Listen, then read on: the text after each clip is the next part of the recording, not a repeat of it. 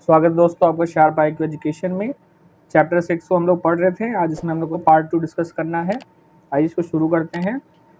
Question पूछा गया है कि ठोस उदाहरणों से इस कथन की पुष्टि कीजिए कि भारत की प्रमुख शक्ति बनाने की नींव इंदिरा गांधी ने रखी। Confirm this statement from solid examples that Indira Gandhi led the foundation to make Indian major power. ठोस उदाहरण देना है कि भारत की जो प्रमुख शक्ति की नींव है वो इंदिरा गांधी ने ही रखी थी।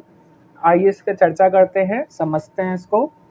1966 में भारत के प्रधानमंत्री लाल बहादुर शास्त्री की मृत्यु के बाद श्रीमती गांधी प्रधानमंत्री बनी। वह जवाहरलाल नेहरू और लाल बहादुर शास्त्री के शासनकाल में केंद्रीय मंत्रिमंडल में कार्य कर चुकी थी। उनका भारतीय विदेशी नीति की समस्या से व्यापक रूप से परिचय हो चुका था।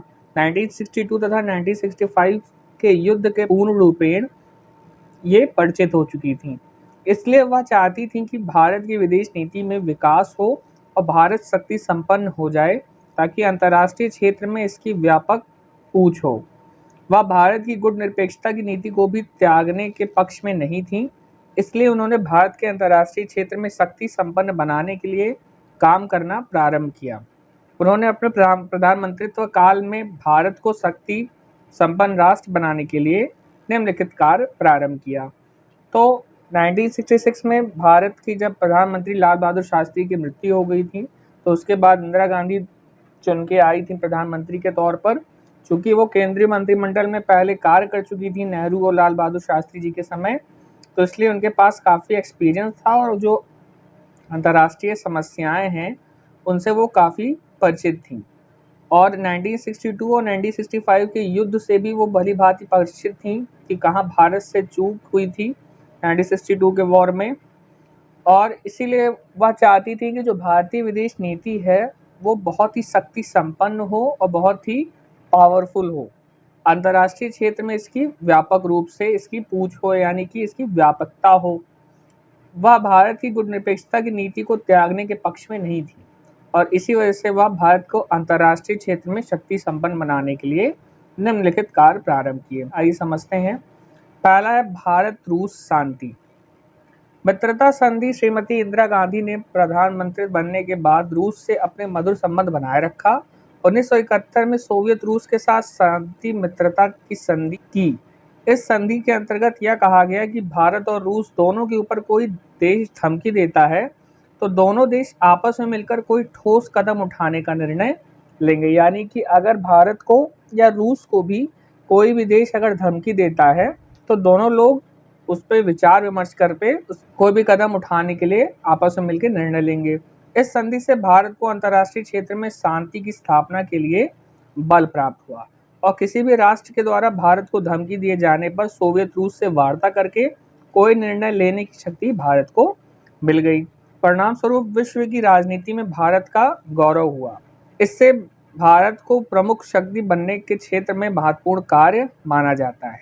इससे भारत की प्रतिष्ठा बढ़ी और भारत की सुरक्षा एक संबल मिला। कहने का मतलब ये है कि भारत और रूस की मित्रता संधि के कारण ही भारत को एक अलग गौरव मिला और अंतर्राष्ट्रीय क्षेत्र में इसकी महत्व बढ़ी। और इन दोनों ने आपस में मिलकर कदम उठाया कि कोई भी राष्ट्र इन देशों को धमकी देता है तो दोनों लोग उस पर निर्णय लेंगे और तथा कोई कदम उठाएंगे। इससे भारत की अंतर्राष्ट्रीय क्षेत्र में प्रतिष्ठा को बल मिला। आगे बढ़ते हैं। बांग्लादेश का उदय। 1970 में पाकिस्तान में चुनाव हुआ। चूंकि उस वक्त पाकिस्तान दोनों की तरफ था, पूर्वी और पश्चिमी, तो दोनों तरफ चुनाव हुए, जिसमें पाकिस्तान के चुनाव में जुल्फिकार अली भुट्टो की पीपल्स पार्टी पश्चिमी पाकिस्तान में 144 सीट में से 88 सीट पर जीती। चूँकि जो पश्चिमी पाकिस्तान था, यानी जो अभी हाल के समय पाकिस्तान है, उसमें जो चुनाव हुए उसमें जुल्फिकार अली भुट्टो की जो पीपल्स पार्टी थी वो 144 सीट में से 88 सीट पर जीत हासिल की। और वहीं जो पूर्वी पाकिस्तान था, पूर्वी पाकिस्तान यानी आज के समय जो बांग्लादेश है, वहाँ पर आवामी लीग ने 167 सीट पर जीत करके बहुमत प्राप्त कर लिया था। यानी कि जीती कौन सी थी? आवामी लीग जीती थी, पूर्वी पाकिस्तान की पार्टी। इस हिसाब से मुजीबुर रहमान जो आवामी लीग के नेता थे उनको सरकार बनने का निमंत्रण मिलना चाहिए था, परंतु पश्चिमी पाकिस्तान के लोग पूर्वी पाकिस्तान के नेता के शासन के अंतर्गत रहने के लिए कतई तैयार नहीं थे। यानी कि पूर्वी पाकिस्तान की जो पार्टी थी अवामी लीग, उसके जो नेता थे मुजीबुर रहमान, वो जीत गए थे, लेकिन पश्चिमी पाकिस्तान के लोग नहीं चाहते थे कि पूर्वी पाकिस्तान का नेता उन पर शासन करे। ठीक है, इतना आई होप समझ में आ गया होगा। इसका समर्थन पाकिस्तान के सैनिक शासक यहाँ खां भी कर रहे थे। इस समस्या को लेकर पूर्वी पाकिस्तान ने मुजीबुर रहमान के नेतृत्व में आंदोलन करना प्रारंभ किया। यानी कि बांग्लादेश में, जो आज का समय बांग्लादेश है, वहाँ पर आंदोलन होना शुरू हुआ। आंदोलन में सभी वर्ग के लोग सम्मिलित हुए। यहाँ खान ने टिक्का खां को पूर्वी पाकिस्तान का गवर्नर नियुक्त कर दिया और सेना के द्वारा आंदोलन को दबाने का प्रयत्न किया। पाकिस्तानी सेना पूर्वी पाकिस्तानी सेना में जनसंहार करने लगी और उसने स्त्रियों एवं बच्चों को भी नहीं बख्शा। यानी जो यहाँ खां था, जो सैनिक नेतृत्व करता था, उसने क्या किया, पूर्वी पाकिस्तान में गवर्नर नियुक्त कर दिया टिक्का खां को, और वहाँ पूर्वी पाकिस्तान में सैनिक कार्रवाई करने लगा और जो लोग विद्रोह कर रहे थे, जो लोग इसके पक्ष में नहीं थे, वहाँ पर उनको मारा पीटा गया, जनसंहार हुआ और उसने स्त्रियों और बच्चों को भी नहीं छोड़ा। आगे बढ़ते हैं। इससे पूर्वी पाकिस्तान के लोग भागकर भारत क्षेत्र में सुरक्षा के लिए शरण लेने लगे। फलतः भारत में शरणार्थियों की संख्या लगभग 1 करोड़ हो गई। अब चूंकि वहाँ इतना जनसंहार हो रहा था, इसलिए वहाँ के लोग भय के कारण वहाँ से भागकर भारत की सीमा में आने लगे, पश्चिम बंगाल की तरफ आने लगे और तकरीबन 1 करोड़ इनकी जनसंख्या हो गई। इन शरणार्थियों के कारण भारत की पश्चिम बंगाल सरकार पर आर्थिक दबाव पड़ा। यानी कि जो पश्चिम बंगाल की सरकार थी, उसके ऊपर आर्थिक दबाव पड़ने लगा और फिर पश्चिम बंगाल सरकार ने केंद्र सरकार से आर्थिक मदद मांगी। इससे समस्या बहुत ही विकट बन गई और श्रीमती गांधी ने ब्रिटेन, फ्रांस, जर्मनी, रूस की यात्रा की और यात्रा के दौरान इस समस्या के निदान के लिए उन देशों के राज्याध्यक्षों से बात की और लौट कर आने पर इस समस्या के समाधान के लिए सैनिक कार्रवाई की।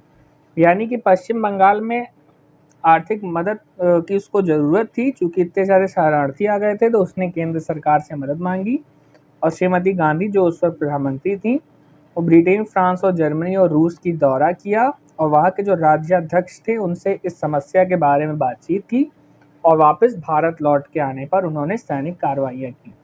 आइए इसमें समझते हैं आगे। भारतीय सैनिक मुक्ति वाहिनी सेना के रूप में पूर्वी पाकिस्तान में घुसी और उसने पश्चिमी पाकिस्तान के लगभग 93,000 सैनिकों को गिरफ्तार किया तथा युद्ध में विजय प्राप्त की।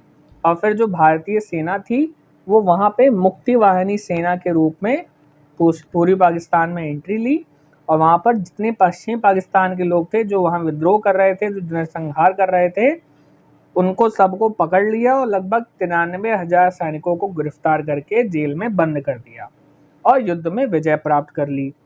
सारे गिरफ्तार सैनिक भारत लाए गए और मुजीबुर रहमान को पाकिस्तान सरकार ने कैद कर लिया था। तो वहाँ जो पाकिस्तान सरकार थी, जो मुजीबुर रहमान थे, यानी जो जीती हुई पार्टी के नेता थे, उनको पाकिस्तान सरकार ने कैद कर लिया था। श्रीमती गांधी ने उन्हें रिहा कराया और मुजीबुर रहमान ने भारत की भूरी भूरी प्रशंसा की, यानी काफ़ी ज़्यादा प्रशंसा की, जिससे विश्व राजनीति में भारत की छवि उजागर हुई। पूर्वी पाकिस्तान ने अपने को स्वतंत्र बांग्लादेश के रूप में घोषित कर दिया और फिर इसका परिणाम ये हुआ कि बांग्लादेश को स्वतंत्रता मिली, उसने अपने आप को स्वतंत्र नियुक्त किया। भूटान ने इसकी स्वीकृति प्रदान की, मालदीव ने भी इसकी स्वीकृति प्रदान की और भारत ने भी बांग्लादेश को अंतर्राष्ट्रीय जगत में स्वीकृति प्रदान की। इस प्रकार भारत प्रमुख शक्ति के रूप में प्रतिष्ठित हुआ। यानी कि आप समझे कि किस तरह से बांग्लादेश को भारत ने स्वतंत्र करवाया। वहाँ पे जो पश्चिमी पाकिस्तान के सेना थे, जो नरसंहार कर रहे थे, उनको भगाकर वहाँ पे जो पाकिस्तान थी, उन्होंने जो मुजीबुर रहमान को रियासत में ले लिया था, उनको जो कैद में रखे थे, उनको रिहा कराकर बांग्लादेश का नेता बनवाया और साथ ही साथ अपनी जो छवि है अंतर्राष्ट्रीय पटल पर उसने निखारी भारत में, और एक प्रमुख शक्ति के रूप में भारत प्रकट हुआ। आगे समझते हैं अगला, शिमला समझौता। बांग्लादेश के उदय के बाद भारत और पाकिस्तान के बीच शिमला समझौता संपन्न हुआ। इस समझौते में दोनों देशों द्वारा द्विपक्षीय वार्ता के जरिए समस्या के समाधान, भारत और विश्व का निर्णय लिया गया। इस समझौते को क्रियान्वित कर भारत ने पाकिस्तान को इस बात का एहसास दिलाया कि किसी भी समस्या का समाधान शांतिपूर्ण समझौता एवं वार्ता के द्वारा हो सकता है। बांग्लादेश के युद्ध के दौरान लगभग 93,000 पाकिस्तानी सैनिक भारत जेल में बंद थे। इधर पाकिस्तान में यहाँ खां का तख्ता पलट हो गया और जुल्फिकार अली भुट्टो पाकिस्तान के प्रधानमंत्री बने। उन पर सैनिकों की रिहाई का दबाव पड़ने लगा। अब चूंकि क्या हुआ कि वहाँ पर नए प्रधानमंत्री बने जुल्फिकार अली भुट्टो, और उन पर जो 93,000 सैनिक भारत में बंद थे पाकिस्तान के, उन पर रिहा करने का दबाव पड़ने लगा। इसी के कारण शिमला समझौता हुआ भारत और पाकिस्तान के बीच। फलतः भुट्टो ने भारत से वार्ता प्रारंभ की। श्रीमती गांधी ने वार्ता को स्वीकृति प्रदान कर दी और शिमला में वार्ता की स्थान मुकर्रर हुआ। समझौता का प्रारूप श्रीमती गांधी के इशारे पर तैयार किया गया। जुल्फिकार अली भुट्टो भारत आए और शिमला में समझौता हुआ। इस समझौते में यह स्पष्ट किया गया कि भारत और पाकिस्तान अपनी समस्याओं का निदान शांतिपूर्ण वार्ता से करेगा। दोनों देश शांतिपूर्ण साधनों से समस्या का समाधान करेंगे, और इस तरह शिमला समझौते से इंदिरा गांधी ने पाकिस्तान को बाधा और भारत की सुरक्षा की प्रत्यय भूमि पाकिस्तान से प्राप्त की। यानी दोनों के बीच समझौता हुआ कि कोई भी समस्या का समाधान हम लोग शांतिपूर्ण वार्ता से निभाएंगे, उसका हल करेंगे शांतिपूर्ण तरीके से, और जितने भी सैनिक थे उनको फिर लौटा दिया गया पाकिस्तान। अगला देखते हैं हम लोग, परमाणु परीक्षण। श्रीमती गांधी भारत को परमाणु शक्ति संपन्न बनाना चाहती थी। 1964 में चीन ने परमाणु परीक्षण करके शक्ति प्राप्त कर ली थी। उसी समय सरकार पर भारतीय जनता का दबाव पड़ रहा था कि भारत भी परमाणु शक्ति प्राप्त करे। श्रीमती गांधी भी इस प्रयत्न में अग्रसर थीं। उन्होंने वैज्ञानिकों से 1974 में पोखरण में अणु बम का विस्फोट करवाया। इससे अमेरिका और चीन दोनों को कष्ट हुआ, परंतु श्रीमती गांधी ने इसे PNE अर्थात शांति के लिए राष्ट्रीय परमाणु ऊर्जा का नाम दिया। ऐसा करके श्रीमती गांधी ने भारत को अंतर्राष्ट्रीय क्षेत्र में ख्याति दिलाई और भारत को शक्ति संपन्न राष्ट्र की श्रेणी में लाकर बैठा दिया। तो फिर अगला, भारत ने परमाणु परीक्षण किया, क्योंकि उस समय हमारे पास परमाणु हथियार नहीं थे और भारत हमारा बहुत ही हल्का था शक्ति के मामले में, और उधर चाइना ने भी परमाणु परीक्षण करके अपनी शक्ति प्राप्त कर ली थी। इसी कारण जनता का भी दबाव था और श्रीमती गांधी भी यही चाहती थी। इसके अंतर्गत 1974 में पोखरण में एटॉमिक बम का परीक्षण हुआ और भारत भी परमाणु हथियार से संपन्न हो गया। ऊपर वर्णित तथ्यों से स्पष्ट होता है कि श्रीमती गांधी ने भारत को शक्ति संपन्न बनाने के लिए महत्वपूर्ण योगदान दिया। यह कथन सही है कि भारत को प्रमुख शक्ति संपन्न बनाने की नींव श्रीमती गांधी ने रखी थी। तो हमने चारों एग्जाम्पल देखा कि किस तरह से भारत को अंतर्राष्ट्रीय जगत में प्रख्याति दिलवाई श्रीमती इंदिरा गांधी ने, और किस तरह से भारत इनके शासनकाल में शक्तिशाली बना। आगे समझते हैं अब, राजीव गांधी की विदेशी मामलों में उपलब्धियों और विफलताओं का परीक्षण कीजिए। Examine the achievement and failures of Rajiv Gandhi in foreign affairs. आइए इसमें समझते हैं हम लोग कि क्या राजीव गांधी के समय के दौरान उनकी क्या उपलब्धियां, उनकी क्या फेलियर्स रहे हैं। 1984 के 31 अक्टूबर को श्रीमती गांधी की हत्या कर दी गई। श्रीमती गांधी के बाद राजीव गांधी प्रधानमंत्री बने। इनके शासनकाल में श्रीलंका की तमिल समस्या बहुत ही व्यापक रूप से उभर आई थी। तो श्रीमती इंदिरा गांधी जी की हत्या कर दी गई थी 1984 में। उसके बाद श्रीमती गांधी के बाद राजीव गांधी प्रधानमंत्री बने, और इनके शासन के दौरान श्रीलंका में तमिलाई समस्या बढ़ गई थी, क्योंकि वहाँ पर तमिल और जो वहाँ पे श्रीलंकाई लोग हैं उनके आपस में विद्रोह ज़्यादा हो रहा था, इसी कारण वहाँ पर समस्या उत्पन्न हो रही थी। तो श्रीलंका में तमिल लोग अपनी स्वतंत्रता और अस्मिता की रक्षा के लिए संघर्षरत थे और श्रीलंका सरकार ने उन्हें जाफना द्वीप में घेर रखा था। तो चूंकि वहाँ की जो सरकार थी श्रीलंका की, वहाँ पर उन्होंने उनको जाफना द्वीप में घेरे रखा था और तमिल लोग जो थे वो अपनी स्वतंत्रता की बार बार मांग कर रहे थे श्रीलंका में, तो उनको अपना एक स्वतंत्र क्षेत्र दिया जाए ताकि वो अपनी स्वतंत्रता से अपनी सरकार बना सकें। आगे बढ़ते हैं। इसमें मान्यता के आधार पर राजीव गांधी ने भारत से अन्न भेजा, परंतु लंकाइयों ने अन्न का वितरण तमिलों के बीच नहीं किया। तो मानवता के तौर पर राजीव गांधी ने तमिलाए लोगों के लिए अन्न भेजा, लेकिन वहाँ जो लंकाई लोग थे उन्होंने तमिलों तक अन्न का वितरण नहीं होने दिया। परिणाम स्वरूप भारत को पुनः हवाई जहाज से अन्न के पैकेट गिराने वहाँ पर पड़े। इससे श्रीलंका के जो प्रधानमंत्री थे प्रेमदासा ने महसूस किया कि भारत और श्रीलंका की बीच जो समस्या है वो कठिन हो गई है। तो फलतः 1987 में जयवर्धने ने भारत से सहयोग करने की अपील की। जुलाई 1987 में जयवर्धने भारत आए और भारत और श्रीलंका के बीच एक समझौता हुआ। इस समझौता के अंतर्गत यह निर्णय लिया गया कि श्रीलंका में शांति बनाए रखी जाए और शांति की स्थापना और LTTE से अस्त्र शस्त्र को स्वीकार करने के लिए भारतीय सेना भेजेगी और जाफना में चुनाव के द्वारा श्रीलंकाई सरकार LTTE को शक्तियों का हस्तांतरण करेगी और प्रांतीय स्तर पर जाफना में शासन किया जाएगा। तो चूंकि मैटर सीरियस हो गया था वहाँ पे, तो जो जयवर्धने थे वो भारत आए थे, समस्या का हल करने के लिए भारत आए और यहाँ यह निर्णय लिया गया कि श्रीलंका में शांति बनाए रखी जाएगी। और जो वहाँ पे इन तमिलाई लोगों का ग्रुप था LTTE, इनके पास अस्त्र शस्त्र भी आ गए थे। तो अब यहाँ ये समझौता किया गया कि भारत सरकार अपनी सेना भेजेगी वहाँ पे शांति स्थापना के लिए, और जो LTTE ग्रुप है उनसे अस्त्र शस्त्र लिया जाएगा और उनको उनका पृथक क्षेत्र दे दिया जाएगा और वहाँ पर वो अपना शासन करेंगे और LTTE को उनकी शक्तियाँ हस्तांतरण कर दी जाएगी। भारत सरकार ने श्रीलंका में शांति सेना तो भेजी, परंतु शांति सेना का श्रीलंका सरकार ने दुरुपयोग कर दिया। लेकिन भारत सरकार ने शांति सेना तो वहाँ श्रीलंका में भेजी थी, लेकिन मामला उल्टा हो गया था। जो श्रीलंकाई सरकार थी उसने इन सेना का दुरुपयोग किया। हुआ क्या कि तमिलों ने अपने अस्त्र शस्त्र शांति सेना को तो सौंप दिए, परंतु लंका सरकार ने ना तो संधि को क्रियान्वित किया और ना ही तमिलों की सुरक्षा की। उल्टे भारतीय सैनिकों से तमिलों को ही मरवाना शुरू कर दिया।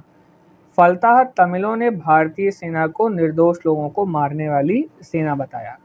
तो हुआ क्या कि चूंकि वहाँ शांतिपूर्ण ढंग से शांति बनानी थी, लेकिन वहाँ की जो तमिलाई सरकार थी उसने इस शांति सेना का दुरुपयोग किया और उल्टा वहाँ पे तमिलों लोगों को ही मरवाने लगी। इसका परिणाम ये हुआ कि वहाँ के जो तमिलाई लोग थे उन्होंने इस शांति सेना को निर्दोष लोगों की मारने वाली सेना कहा। आगे बढ़ते हैं। श्रीलंका के प्रधानमंत्री प्रेमदासा ने सेना हटाने की मांग की और तमिलों ने भी ऐसा ही कहा। तो इसका रिजल्ट ये हुआ कि वहाँ के प्रधानमंत्री ने आग्रह किया कि इस सेना को हटाई जाए। इस घटना के बाद LTTE ने 21 मई 1991 को मानव बम के द्वारा राजीव गांधी की हत्या करा दी।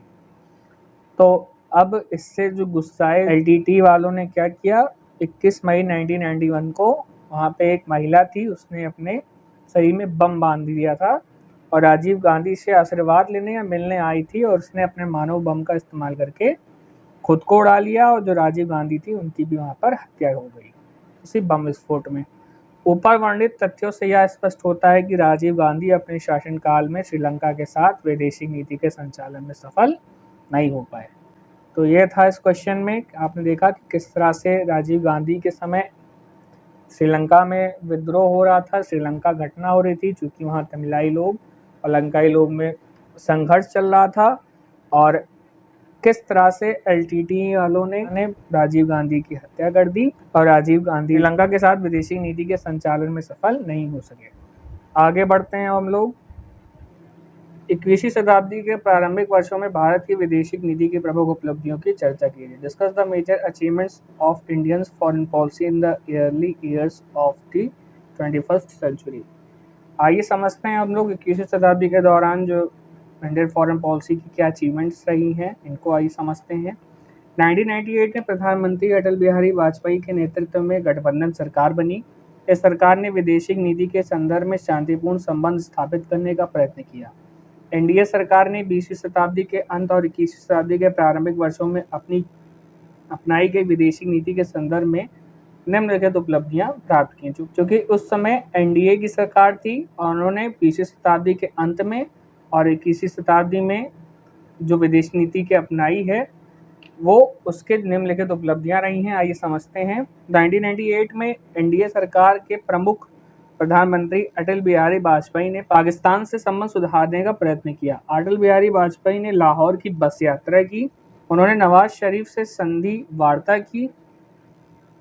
पाकिस्तान में भारतीय दूतावास खोले गए और रेल सेवा बहाल की गई। नवाज शरीफ ने भी भारत की यात्रा की। वाजपेयी और शरीफ की वार्ता आगरा में संपन्न हुई, परंतु इसका कोई ठोस परिणाम नहीं निकला। 1999 में पाकिस्तान ने आतंकवादी शैली में कारगिल पर आक्रमण कर दिया और प्रधानमंत्री वाजपेयी ने इस आक्रमण का सामना किया। भारतीयों ने पाकिस्तानियों को कारगिल से खदेड़ दिया और पाकिस्तान कब्जे से उस क्षेत्र को मुक्त कराया।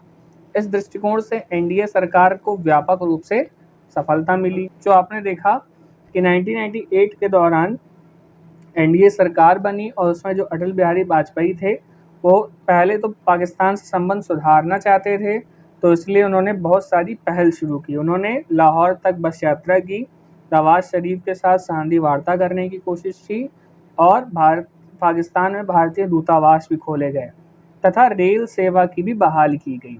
नवाज शरीफ ने भी भारत की यात्रा की और वाजपेयी और शरीफ के साथ आगरा में वार्ता संपन्न हुई, लेकिन इस वार्ता का कोई ठोस परिणाम नहीं निकला।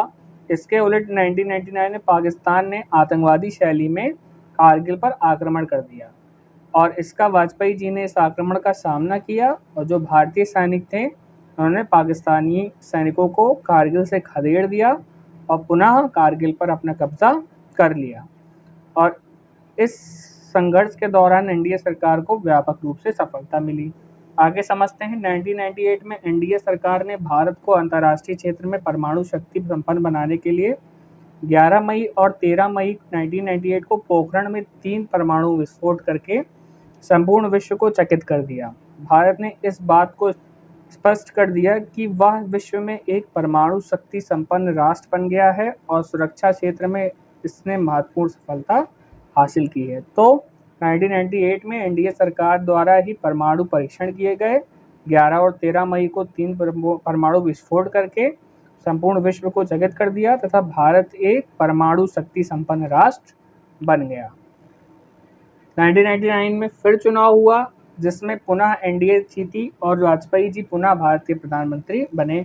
वाजपेयी ने पाकिस्तान से पुनः संबंध सुधारने का प्रयत्न किया, परंतु इस बीच पाकिस्तान में सेना अध्यक्ष जनरल परवेज मुशर्रफ ने नवाज शरीफ को पद से हटाकर सत्ता हासिल कर ली। कुछ समय के लिए भारत का पाकिस्तान संबंध सुधारने का अभियान रुक गया, परंतु परवेज मुशर्रफ का यह बयान कि वे भारत से संबंध सुधारना चाहते हैं के आधार पर भारत ने पुनः पहल शुरू की और मुशर्रफ को भारत आने का निमंत्रण दिया और वार्ताएं चलाई गई। तो चूंकि वहाँ पर सेना अध्यक्ष जनरल परवेज मुशर्रफ ने नवाज शरीफ को पद से हटा दिया था और अपना सत्ता हासिल कर ली थी, तो भारत और पाकिस्तान के बीच संबंध सुधारने का अभियान रुक सा गया था। लेकिन जो परवेज मुशर्रफ थे उन्होंने यह बयान दिया कि वह भारत के साथ संबंध सुधारना चाहते हैं। इस कारण मुशर्रफ को निमंत्रण दिया गया भारत आने का और वार्ता हुई दोनों के बीच। इस वार्ता के अंतर्गत निम्नलिखित परिणाम निकले। पहला है कि भारत और पाकिस्तान के बीच आतंकवाद गतिविधियां कुछ कम हुई। पाकिस्तान ने आतंकवादी गतिविधियों को समाप्त करने का आश्वासन दिया। भारत पाकिस्तान के बीच व्यापारिक संबंध स्थापित हुए। भारत और पाकिस्तान के बीच शांतिपूर्ण वार्ताओं के द्वारा मतभेदों को समाप्त करने का प्रयत्न किया गया और कश्मीरी समस्या के संबंध में अनेक वार्ताएं हुई। तो जब मुशर्रफ भारत आए तो वार्ताओं के बीच कई परिणाम निकले, जिसमें पहला, आतंकवादी गतिविधियां कम करवाई गईं और इन गतिविधियों को समाप्त करने का आश्वासन दिया गया। व्यापारिक संबंध स्थापित किए गए भारत और पाकिस्तान के बीच और शांतिपूर्ण वार्ता के द्वारा जो भी मतभेद हैं उनको सुलझाया जाए और कश्मीरी समस्या पे भी अनेक वार्ताएं हुई। आगे बढ़ते हैं। 13 दिसंबर 2001 को पाकिस्तानी आतंकवादियों ने संसद पर हमला कर दिया, परंतु भारतीय सुरक्षा सैनिकों ने भी सभी हमलेवारों को मार गिराया। इसके परिणाम स्वरूप भारत ने विश्व से आतंकवाद को समाप्त करने का संकल्प लिया और पाकिस्तान के साथ सारे संबंध तोड़ लिए। लेकिन वही कायरता वाली घटना हुई, पाकिस्तानी आतंकवादियों ने संसद पर हमला कर दिया 2001 में। इसके कारण पाकिस्तान के साथ सारे संबंध तोड़ लिए। अगला समझते हैं। भारत ने किसी शताब्दी के प्रारंभिक वर्षों में अमेरिका से मधुर संबंध स्थापित करने का प्रयत्न किया। भारत के प्रधानमंत्री वाजपेयी अमेरिका गए और अमेरिकी राष्ट्रपति बिल क्लिंटन भारत आए। इससे भारत और अमेरिका के बीच नए संबंध का अध्याय शुरू हुआ और भारत अमेरिका के बीच वाणिज्यिक, विज्ञान, तकनीकी आदि क्षेत्रों में सहयोगात्मक संबंध स्थापित हुए। नया संबंध का शुभारंभ हुआ भारत और अमेरिका के बीच और इसी संबंध में जो भी साइंस और टेक्नोलॉजी की जो भी फील्ड थी और वाणिज्य थे, जो भी विज्ञान और जो तकनीकी थी, इन सभी में सहयोगात्मक संबंध स्थापित हुए और इसी के द्वारा 21वीं शताब्दी में नए संबंध अमेरिका के साथ शुरू हुए। अगला है, एनडीए सरकार ने 21वीं शताब्दी के प्रारंभ में आर्थिक क्षेत्र में खुली आर्थिक नीति का अवलंबन किया और विश्व स्तर पर वाणिज्यिक, व्यवसाय, विज्ञान, तकनीकी आदि के क्षेत्र में सहयोगात्मक संबंध स्थापित किया। इस तरह 21वीं शताब्दी के प्रारंभिक वर्षों में एनडीए सरकार ने इन्हीं क्षेत्रों की उपलब्धियां प्राप्त की। तो 21वीं शताब्दी में खुली आर्थिक नीति का अवलंबन किया, यानी कि ओपन इकोनॉमिक पॉलिसी अपनाई, जिससे अलग अलग जो भी कंपनियां थी उनको भारत में व्यय करने का निमंत्रण दिया गया और विश्व स्तर पर जो भी वाणिज्यिक व्यवसाय थे, जो भी विज्ञान और तकनीकी थी, इन क्षेत्रों में सहयोगात्मक संबंध स्थापित किया और यही कुछ उपलब्धियां रही एनडीए सरकार की। आज के लेक्चर में इतना रखते हैं। अगले लेक्चर में हम नेक्स्ट चैप्टर 7 को डिस्कस करेंगे। अगर आपको लेक्चर पसंद आता है तो कमेंट सेक्शन में ज़रूर बताएं, अपने डाउट को भी रखें, लाइक करें, शेयर करें। शुभ दिन, धन्यवाद।